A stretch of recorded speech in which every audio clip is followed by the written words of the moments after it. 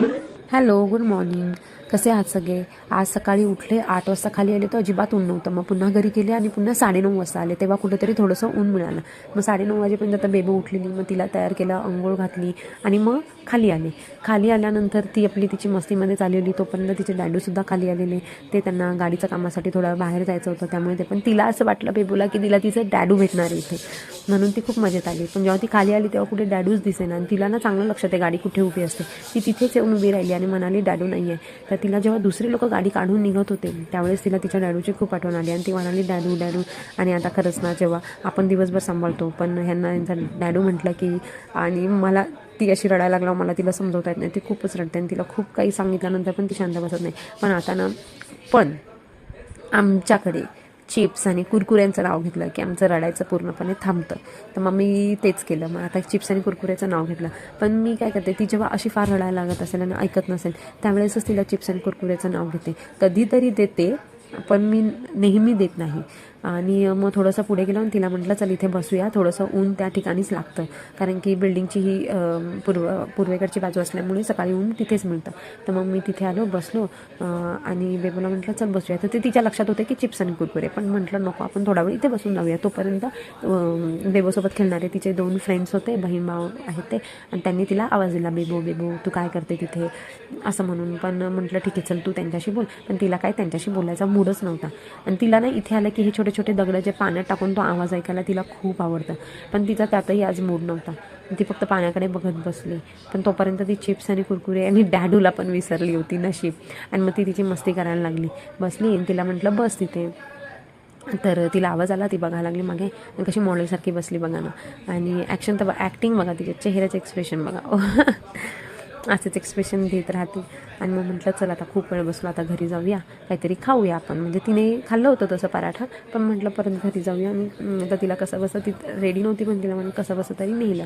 आणि इथे लॉबीमध्ये आल्यावर ती थोडा वेळ मस्तीच करते. तिला इथे हा मोठा मिरर आहे आणि त्यात बघून डान्स करायला, ॲक्टिंग करायला, एक्सप्रेशन. आणि ती म्हणत असते की ही दुसरी बेबो आहे, मग ही दुसरी बेबो आहे अशी मला सांगत असते. तर मग थोडा वेळ तिने तिथे मस्ती वगैरे केली आणि बोलत होती माझ्याशी की चल मम्मा. मग निघालो घरी. घरी आल्यानंतर नानू इथे बसलेला, तिने बघितलं नानू पण पराठा खातोय, तर निघाली. तर म्हटली मला पण पराठा पाहिजे मम्मा.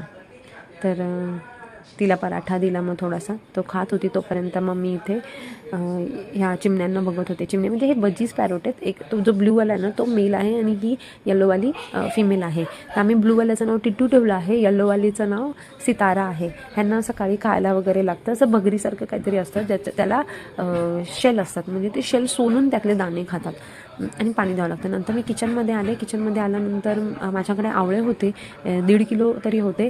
मग ते मी इथे गॅसवरती एक शिट्टी शिजायला ठेवले आणि त्याच्यानंतर मग काचेची भरणी पण काढली की ज्याच्यात मला ते करता येईल. काचेच्या भरणीत केलं तर ती व्यवस्थित राहते, अदरवाईज ती दुसऱ्या भांड्यामध्ये खराब होते. स्टीलच्या भांड्यामध्ये डाग पडतात आणि प्लास्टिकमध्ये ती खराब होते. तर त्याच्यामुळे काचेचीच भरणी मी प्रेफर करते. त्यानंतर ह्या झाडांना छोटं छोटं पाणी टाकून घेतलं.